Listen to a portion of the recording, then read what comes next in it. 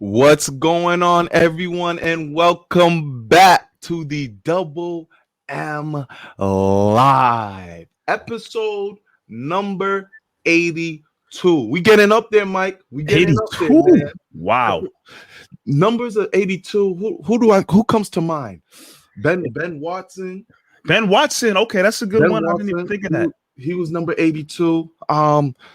It's not a popular number. I think Yeah. the most popular person to wear number 82, Jason Witten. Jason Witten, Dallas Cowboys. Okay, yeah. I'm thinking my mind is racing with Patriots right now. Patriots. Not a lot of Patriots. Yeah. Grace there was another tight end that had Algie Crumpler might have been Algie Crumpler. He didn't last long in New 82. England, so that's why I definitely don't recall him too much. He didn't last long out here.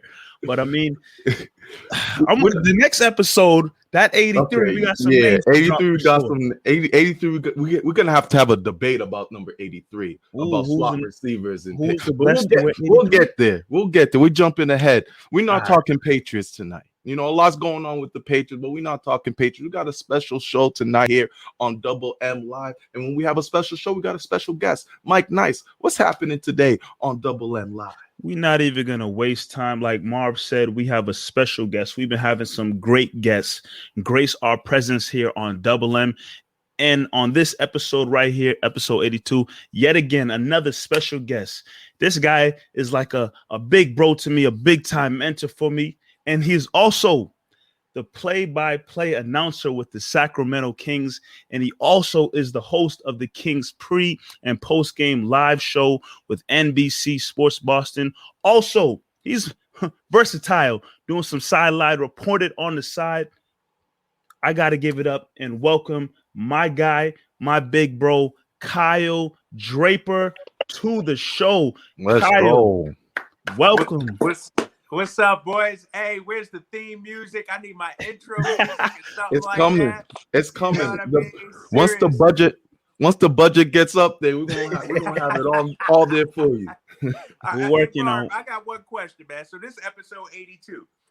Y'all don't know 82 people other than me, big fella. Come on, how come I'm number 82? I should be like number 3, number 4, or something. 82? Come on, man. You're right. You're right. You're right. We should have been had you. We had to build it up first. We couldn't just bring. We had to make sure everything was properly in place before we could have a guest like you grace our presence. You feel me? Yeah, we had to make sure it was good to go. Lucky y'all, fam. It's all good.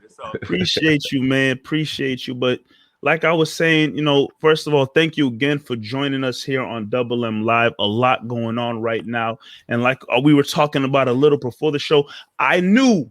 When we got to this point in the NBA season, I wanted to have my big bro Kyle join the show so we can dive right into the NBA season. And yeah, let's not get it twisted. I know you're out there in Cali right now doing your thing with the Kings, doing a hell of a job per usual.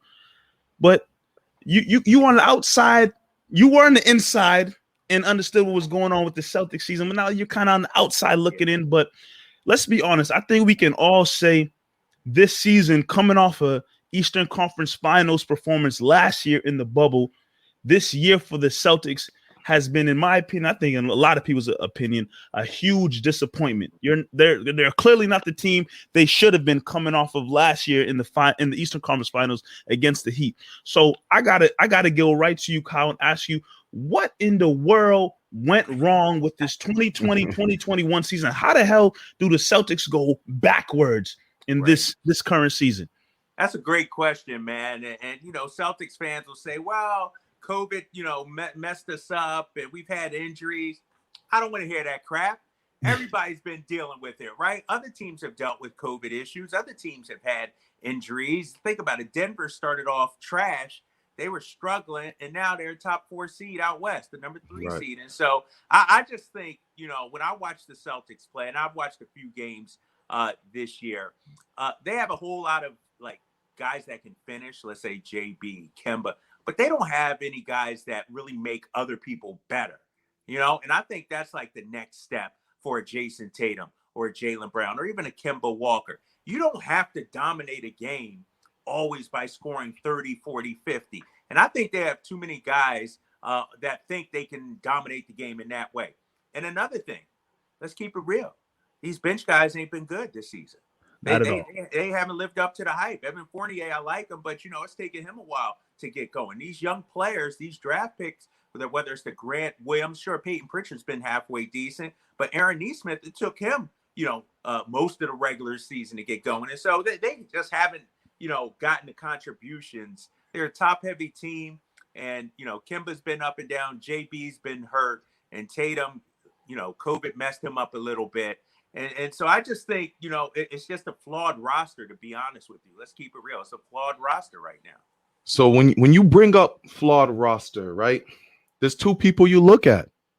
You look at Brad Stevens, or some people like Mike would blame Danny Ainge. Danny Ainge is the person who put this team together after a conference finals championship. This team is on the rise. You lose Gordon Hayward. You're expecting something back. Nobody's trying to hear about tax exemptions and this and that. We're trying to see players come back and build for a championship team. And then the Celtics faltered. Obviously, the COVIDs, the injuries, and everything like that. How much blame do you put on either Brad Stevens or Danny Ainge on what has happened with the Boston Celtics? Well, they definitely get some of the blame. Let's start with Danny Ainge. The Celtics have had a flawed roster for a number of years. Let's keep it real. They've been, had the stars and top heavy and things like that. But really, once you get past the top 5, top 6, it really becomes suspect. Look at some of the moves he made. Tristan Thompson, who's, been okay, I guess. Solid. He's been all right, up and down. Solid. But what happened to Jeff Teague? Where did Jeff Teague go? That was a swing and a major miss, right? And then you look at some of these draft picks. I'm looking at the Carson Edwards, the Grant Williams of the world. Like, you got a lot of these back end draft picks, the Romeo Langfords of the world that aren't contributing right now. And so when you're a top heavy team, you look at like a team like the Warriors when they were winning, but they had guys like Andre Iguodala coming off the bench, Sean Livingston. They were relying on accomplished veterans in this league. We haven't had any accomplished veterans. And then the ones that you do have, the Jeff Teagues and Tristan Thompsons, they don't quite pan out the way you want. And so I give some of the blame, no doubt, to Danny Ainge in this roster, and give it to Brad Stevens also. I know fans have been hard on Brad Stevens this season, and some people want him fired. I'm not in that camp, but the heat should be turned off on him. There is no way that this team should be a 7 seed. Atlanta is better than you. The Knicks are better than you. Come on, man. Like, seriously. Like, I just don't understand it. And so Brad Stevens, he definitely gets some of the blame. I've always said, when you look at the Celtics coaching staff, a lot of great guys on that coaching staff. But ain't nobody going, who's going to challenge them inside that locker room? No dogs. Maybe, but they need a Walter McCarty or somebody from Doc's staff years ago that, it ain't all sweet when you lose. You know what I mean? And so definitely Brad and Danny get some blame, but so do these players. I told you, man, JB, Tatum, you could look at their numbers all you want, but the eye test tells me they don't make the players around them better. And so Tatum could go off for 50 and you can win a game. No doubt about that. But I'm cool with Tatum going off for 20 and let Fournier go off or let somebody else get their numbers, like Tatum, I feel like a lot of times young players feel like the only way to win a basketball game is if they go out there and score. They got to score. But you can do other things. You could be sort of not the decoy, but the setup man. You draw the double team, kick it to somebody else for a wide open shot, and then that gets that player going. So, like, for instance, Tatum and Jaylen Brown, they don't have to come out right from the opening tip looking for their shot.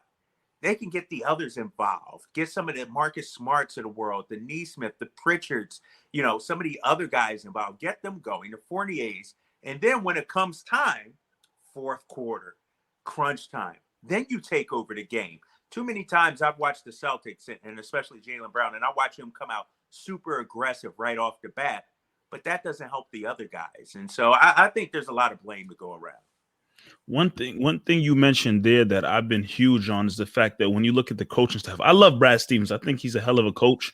But I always lament on the fact that after Brad Stevens the coaching staff is full of a lot of yes men, in my opinion, and Hey, I think I think it's huge. I think it's huge in the NBA when you have former players a part of a coaching staff or even the head coach. I think that's huge, and I like the fact that they brought in Evan Turner this year, even though he's a young guy. It's his first kind of coaching experience, but I like the fact that they brought him in. But I don't even want to dive into it. I want to bring up another name you mentioned, and that's a guy who's starting to catch a little bit of heat.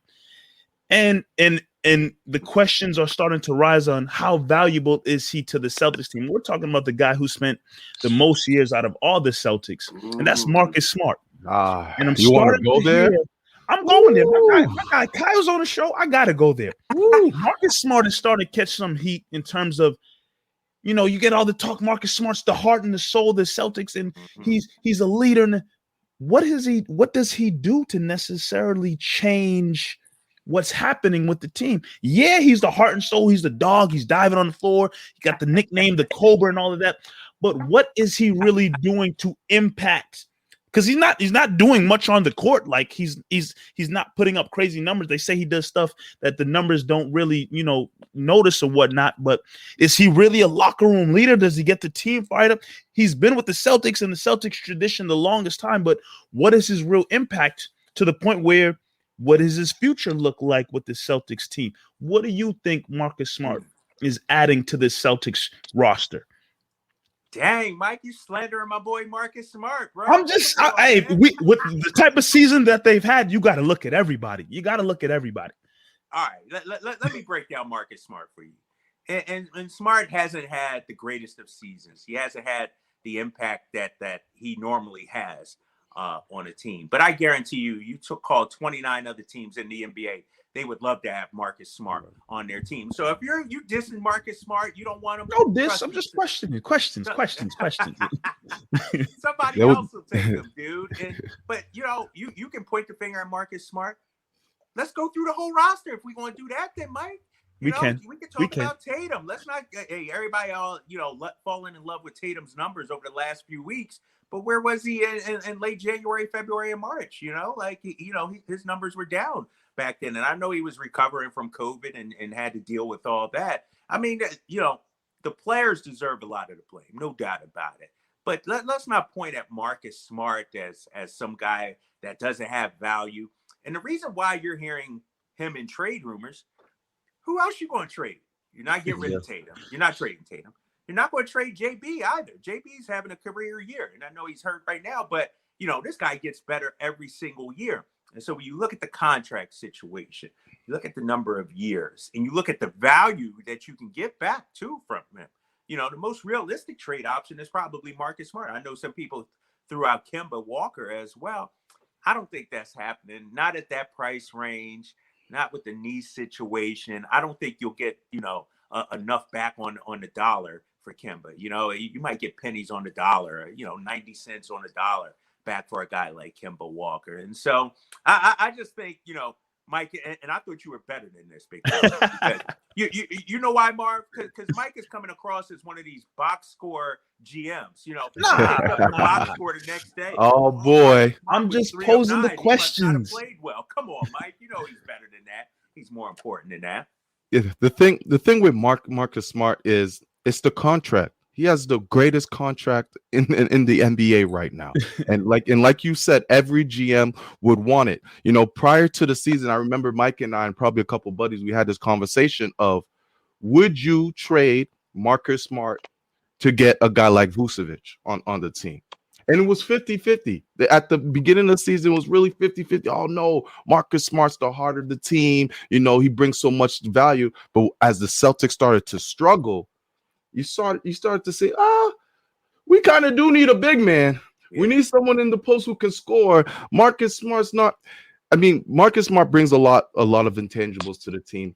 I think he's a better defender when he's defending bigger players than playing guards. I think at the stage of his career right now, guards are cooking him. But if you put him on, you put him on a guy like a Giannis or a bigger player to just be a disruption, Marcus Smart's there, and I would love him on this team. It's unfortunately the team that's constructed right now. If you have to look at a player, and you just mentioned it, Kyle, you have to look at a player. Marcus Smart's the odd man out right now. You could get value for Marcus Smart, but that's just how it is right now. So we look at this team. We look at the Celtics.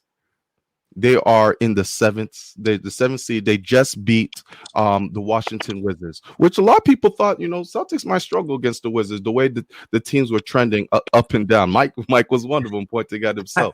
But Tatum's 50-point performance, you're going to face the Nets. By the time this airs, a game probably has already happened against the Nets. But I want to get your thoughts overall on the play-in tournament. That's happened. It's the second year in it right now. We're in the play-in tournament.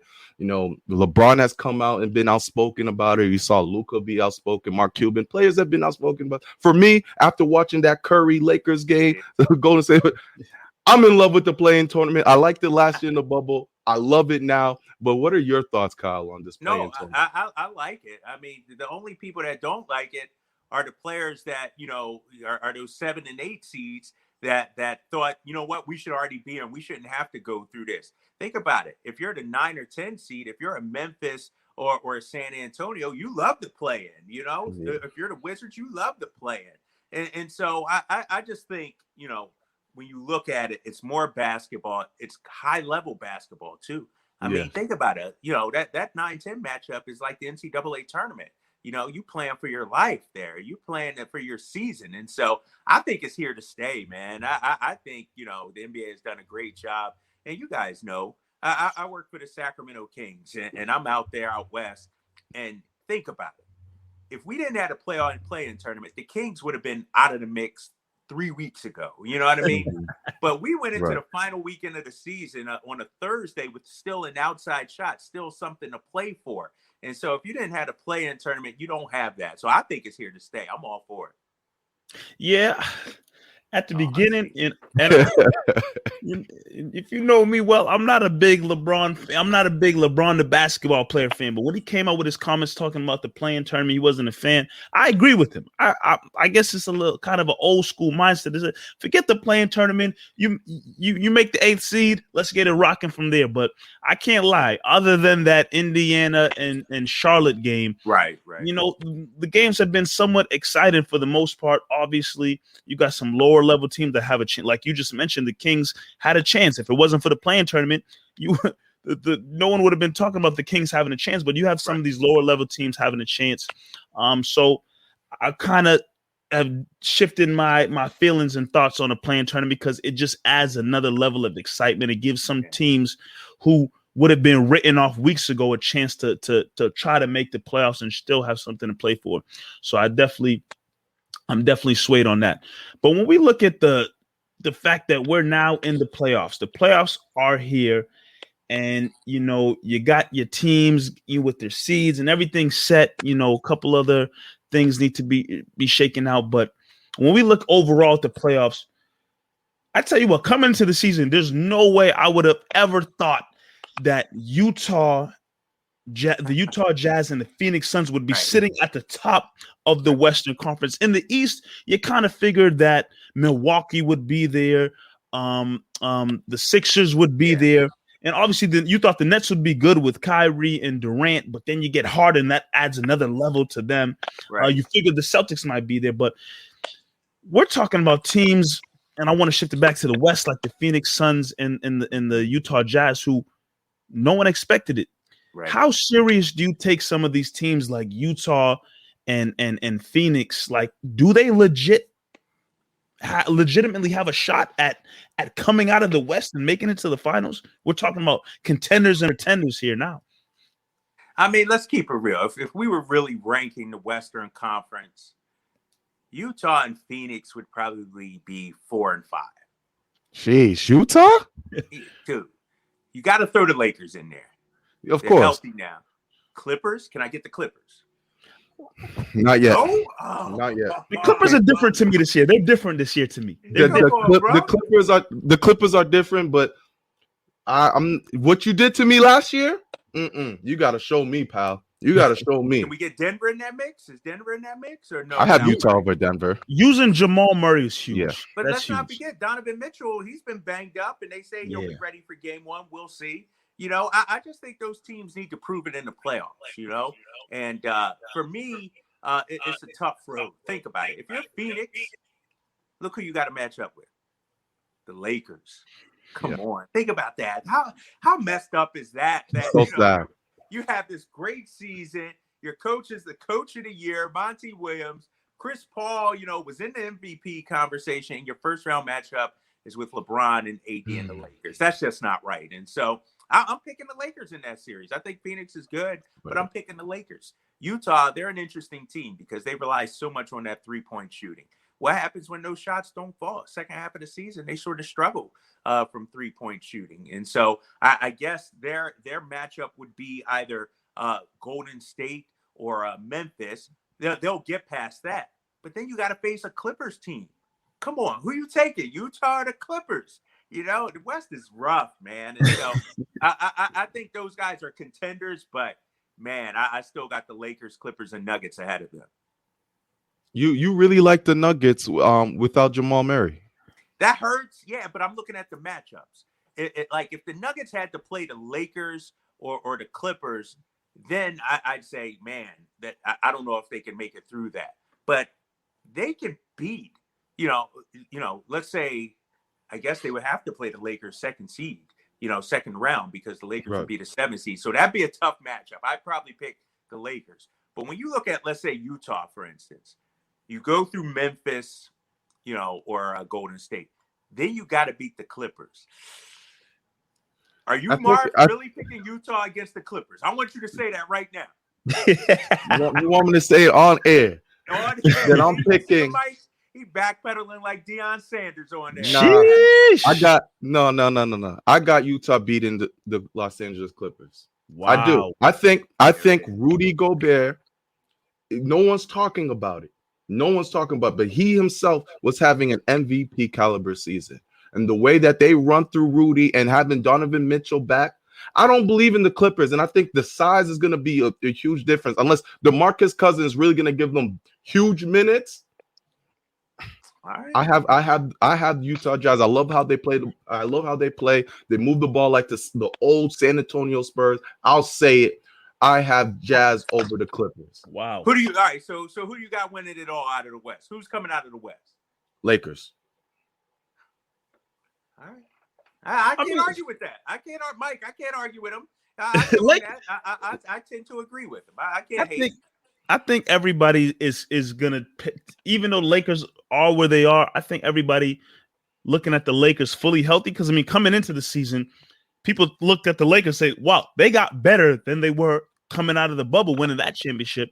They're a better team, fully healthy." I see the Lakers coming out of the West as well. When you look at the East, now you're talking about some heavy hitters at the top. Brooklyn, we know what Brooklyn's all about. I think this is the best Joel Embiid we've ever seen at this point in his career.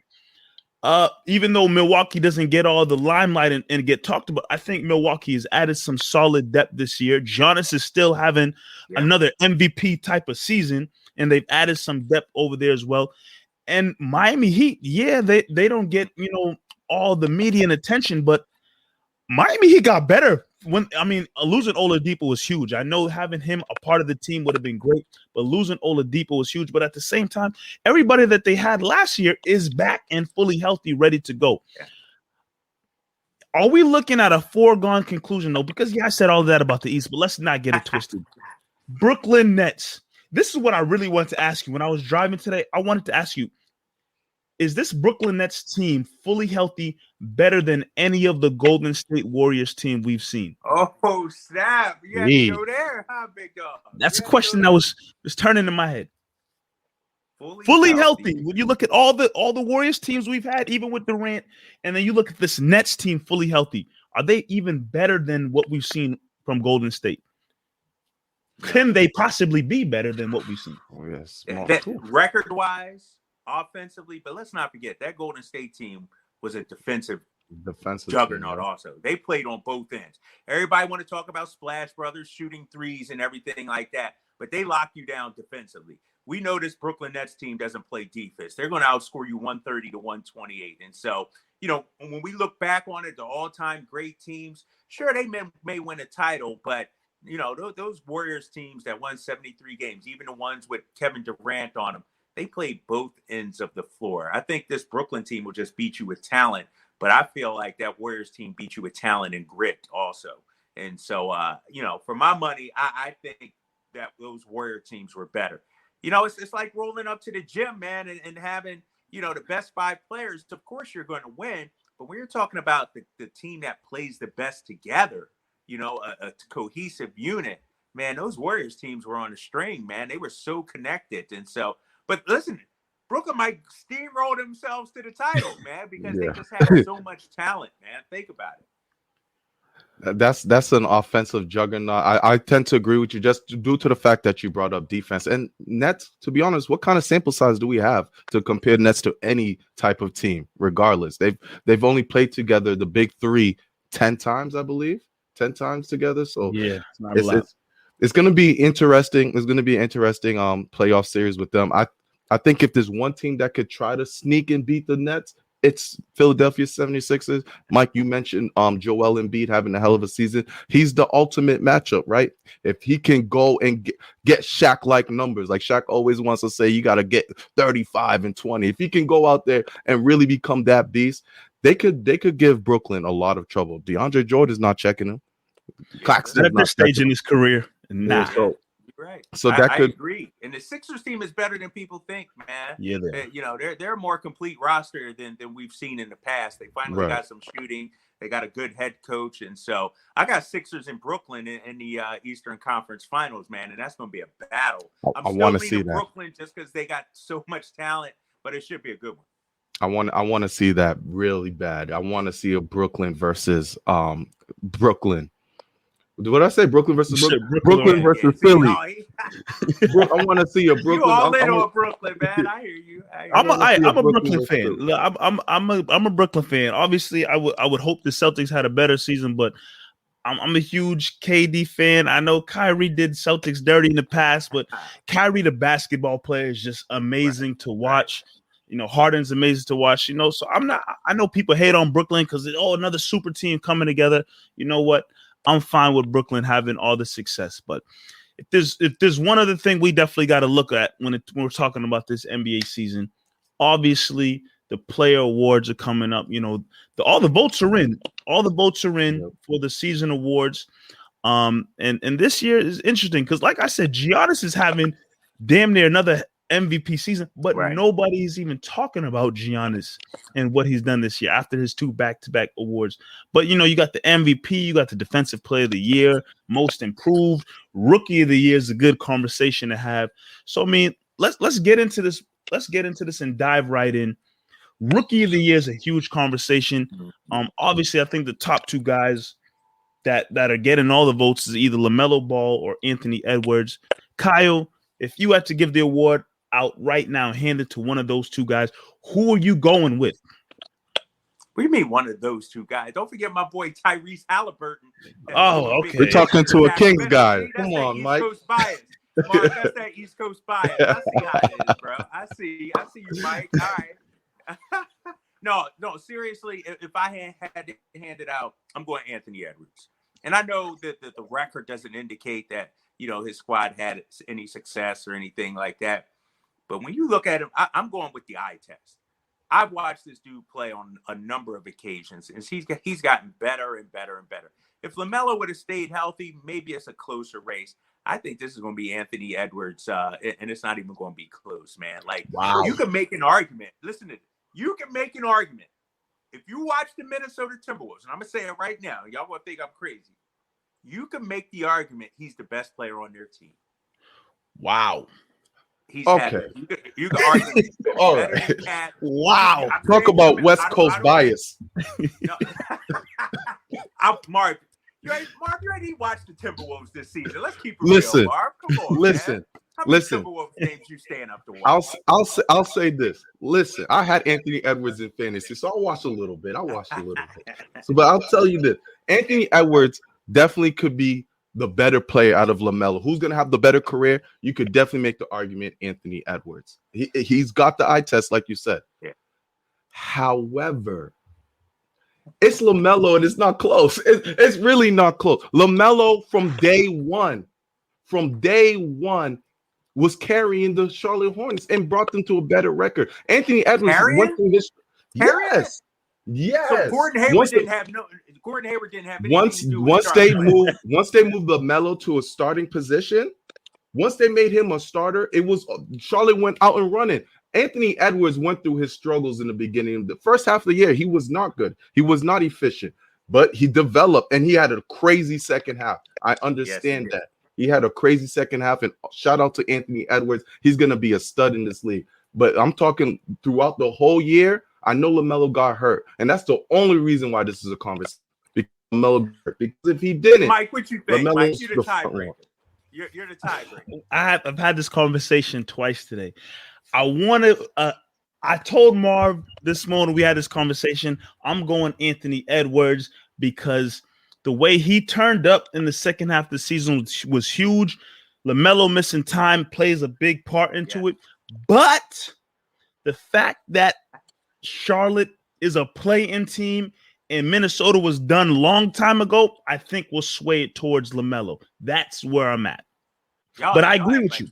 Y'all act like Charlotte ain't got no players. No, LaMelo, Charlotte got LaMelo was the key though. Nah, come on, man. My boy Terry Rozier's having a career year out there. Yeah, he sure is. He sure is. Rozier's Hayward Ball went healthy. Graham was solid for them. But I think the fact that Charlotte is a playing team will sway the decision towards Melo just a little bit. Just a little bit. Too much Sports Center. Y'all watching too much ESPN highlights. Don't let them fools, influence you and hype up a guy and make you buy into the hype. LaMelo's great. We know that. But Anthony Edwards, man, I'm looking at the complete game, bro. Oh yeah. Nice. He has it. But I gotta look at we can't ignore the first half of the season. We can't ignore that. All right. Let's shift it over to defensive player of the year. I don't think this is a lock in on this position at all. Like you can talk about other position. I think this is a lot of these awards are kind of up in the air right now. But when you look at defensive player of the year, I think you can go in various directions. I have a guy in mind. For sure, but I want to hear from you, Kyle. We'll shift it to Marv, then I'll throw my opinion. Who would you have taken home the defensive player of the year this season? All right, so what we got? Draymond, Ben Simmons, and Gobert. Yeah, Draymond's out. Don't let Draymond talk his way into his. He sure is it for me. Greatest defender of all time. Draymond, all time. You're out, bro. You're out. I'm still going with Rudy Gobert. I'm going Rudy Gobert. I just think he changes things so much. I mean, as great as Ben Simmons is, I'm a Ben Simmons guy. I just think Rudy Gobert, he alters offenses. Like, he doesn't just take away a guy. He changes what teams do offensively. So I'm going with Rudy Gobert. Okay. Mike don't agree. Look at him. Anytime Mike do this, he's like, Honestly, just like I said with the rookie of the year, I don't think this one is even marginally close. Ben Simmons, great year. And he campaigned his ass off talking about he should be defensive player of the year. And he might have tricked a couple of people, but it's not close. It's Rudy Gobert. If you watch the Utah Jazz, everything runs through Rudy. Like you just said, I don't need to repeat it. Kyle just said it. He changes the whole game once he's in there. He deflects everything. He makes you switch how you're gonna play your offensive schemes. It's Rudy. It's not close. Wow. All right. I'll be on this island alone because I was gonna take Ben Simmons. I think, just like I said earlier, Joel Embiid has tapped into something. Doc Rivers has had Joel Embiid tap into something different this season. And I think that's the same situation when I talk about Ben Simmons, because I think, Ben Simmons has been a great place since he's come in the league, but it's kind of been, do I want to be a scorer or a facilitator? Doc Rivers told Ben Simmons, look, you got your length, you got the athleticism, and you know how to see the court. You know how to see the court. Do that, be great at that, but also use your length and athleticism to be a great defender. And we've seen a great defensive season out of Ben Simmons. Rudy Gobert, I'm not taking anything away from him, but I'm just talking about the fact that Ben Simmons has really tapped into the defensive player that he could be, that potential this year. That's why I look at Ben Simmons and would give him the award. But it's okay. You're wrong. I mean, it's okay to be wrong. It's nothing to be ashamed of. Ah, man. All right, cool. Now, this is the one. I think we might be unanimous on this one. We might be. Most Improved Player Award. Yeah. Who you got, Kyle? Who do you have taking home this award? For that one again? Who's up for that one? I don't know. This should only be one finalist up for this one. Most Improved, man. Who am I missing? You guys. We got. Who am I missing, dude? You're missing someone. It's gonna hit you. I know who it is, but I can't even think of another finalist. I think this award is just automatic. I'll tell you guys the finalists right now. The finalists for Most Improved are Jeremy Grant, Michael Porter Jr., and Julius Randle. Yeah, cool. Oh, Did you catch that, Kyle? He's cutting out on me. He's cutting out. We got Michael Porter Jr. Can y'all hear me? Yeah, we hear you now. Oh yeah, Michael Porter. Michael Porter Jr., Jeremy Grant. Porter Jr. I think we losing Kyle here a little bit. I'm going with Michael Porter Jr. Okay, I think I heard him say Michael Porter Jr. You going with Michael Porter Jr.? I think I heard Michael Porter Jr. Yep. Okay. Michael Porter Jr. Yes, sir. Over Julius Randle? Wow. Over Julius Randle? It's that West Coast bias, man. It's that West Coast bias. Yeah. Woo. How can you not? That California juice is good, boy. Nah. Hold up. You right. Julius Randle gonna get it. All right, Julius. Okay. Yeah, he's gonna get it. I mean, the dude's in the MVP conversation, you know? Like, exactly. I think Michael Porter Jr. has done fantastic, has made a great leap, but it's Julius Randle. He'll get that. Word. Yeah, I think that's automatic, Marv. I think we're all in agreement there. Yeah, all agreement. And then last but finally not least, the Most Valuable Player Award. Who do you guys have taking home this one? I think we might be a little different here, but who do you have, Kai? Who do you have taking the MVP award home? How are we different? It's clear it's the Joker, Jokic. He has to be it, dude. Embiid missed time. Steph Curry, what? You want to reward an 8 seed? You want to reward a guy number 8 seed? Come on, bro. Come on, man. 8 seed? That's something to be proud of now? That's something to beat your chest about? Come on. It's clearly the Joker. The fact that they lost Jamal Murray, the fact that they started off slow and yet somehow they moved up to the 3 seed and the dude's been there every single night, Mike. Durability. Come on. It's the Joker, man. You better not say Steph Curry. I'm hanging up if you say Steph Curry. Steph Curry wouldn't even been on my top 3. Shout out to Curry though. I know Joker's gonna win. Joker's going to win. Yeah. I think I understand that, but it's Embiid for me. It's the most dominant player of the season. Bro. Come on. I know. I understand that. I understand that. Is Embiid on your fantasy team? I know he is. Marvin voted for all his fantasy players. I see that. Oh man. That's all right. That was a good catch. That was a good catch. But yes, Joel Embiid was on my fantasy team. He was the MVP for my fantasy team and the MVP in real life as well. Mike said he was a different Embiid this year with Coach Doc Rivers tapping in with them. He understood, I'm gonna take my ass in the post and just start bullying guys. And once he started doing that, he became unstoppable. Jokic, the numbers are there. He was healthy, so he's most likely going to win. But when I look at an MVP this year, I see Joel Embiid. Okay. I did say we tapped into a different Embiid this year, obviously. But I gotta agree, it's going to Joker just because he sustained it from damn day one all the way to the playoffs. It's just the durability. Embiid has been amazing this year. Like I said, a different Embiid that we've ever seen. But the fact that Joker has dominated the game in various ways and has stayed healthy throughout the course of the season, I think is what will sway it in his favor. When it comes to Curry, though, I think, and as great as Curry's been throughout the course of his career, you know, MVPs, unanimous MVP, the championships, the Curry that we've seen this current season is the reason why Curry's name will be, in my opinion, like Curry's been great. He's always been a great player. But when we look back at what really etched Curry's name next to Magic Johnson and Larry Bird, this season right here, in my opinion, is going to be like, yo, Curry did what with what team? Knowing that teams have to game plan just to stop him, and he still was able to do what he did. Like, no one's going to remember this season. No one's going to remember this season. Nobody's going to. Curry went off this year. The way Curry went off this year, knowing that team's game plan because of this season.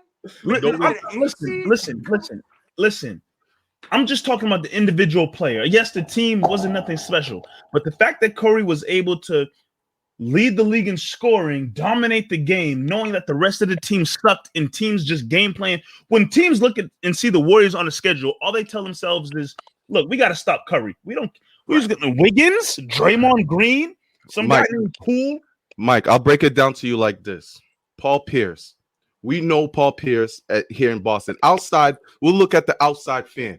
You think they're going to think about 2004 when Paul Pierce was scoring 26 points a game, or they're going to look at 2008 when he was scoring 18 points a game and was the truth and won the finals?